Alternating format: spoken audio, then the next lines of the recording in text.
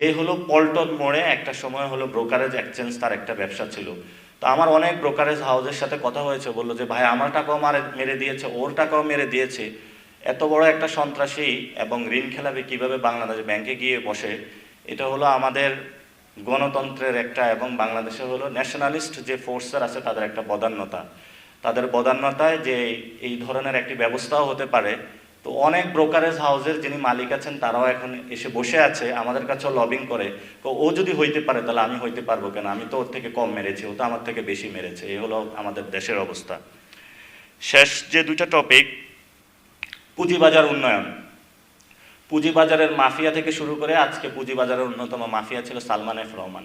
সে বলতেছে এত গরম লাগতেছে যে আমি গরমে হলে মারা যাবে। তো সেই যে পুঁজিবাজারে অনেক মানুষকে নিঃস্ব করেছে, যেই মানুষগুলো হলো গলায় দড়ি লাগিয়ে আত্মহত্যা করেছে।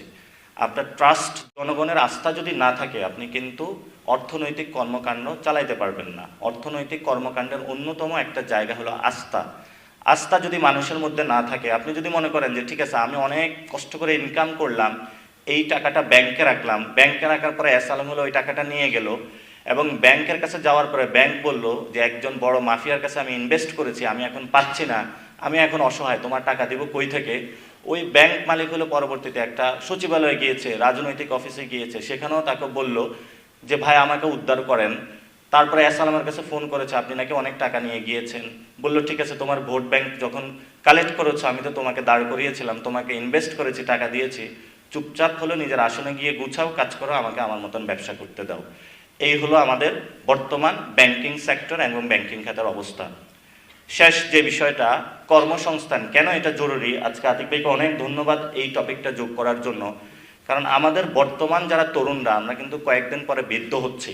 তারা আমাদের যারা প্রাইভেট সেক্টরে জব করছেন এবং সরকারি সেক্টরে জব করছেন, তাদের যদি পেনশন কাঠামো যদি সংস্কার না করা হয়, ভালো মতন গড়ে না তোলা হয়, সোশ্যাল সেফটি নিডসগুলো যদি তাদেরকে না দেওয়া হয়, তাহলে এই 50% তরুণ কিন্তু আগামী 10, 15, 20 বছর পরে তারা কিন্তু বৃদ্ধ হচ্ছে। যখন তারা বৃদ্ধ হবে, তাদের এই জায়গাটা যদি আমরা ঠিক না করতে পারি, পুরো বাংলাদেশের কিন্তু রাষ্ট্র ব্যবস্থা ধসে পড়বে। পরে দেখবেন পুরো বাংলাদেশে হলো সব বুড়াবুড়ি একসাথে রাস্তায় মিছিল করতেছে। তো সবাই তখন বলবে কি রে, তরুণদের আন্দোলন দেখেছি, এখন যে বুড়ো বুড়িদের আন্দোলন দেখেছি। বুড়ো বুড়ি হসপিটালে যাবে, চিকিৎসা পাবে না। বুড়ো বুড়ি হলো রাস্তায় বলবে আমি আমার পেনশনের টাকা হলো ব্যাংকে রেখেছি, সেই ব্যাংক থেকে হলো দেউলিয়া করে চলে গেছে। তো সেই জায়গা থেকে আমরা এই দাবিগুলো তুলেছি এবং আমরা আশা করি যে এগুলো কনস্ট্রাকটিভ ওয়েতে ফরম্যাট আকারে আমরা আবারই আপনাদের সামনে উপস্থাপন করব।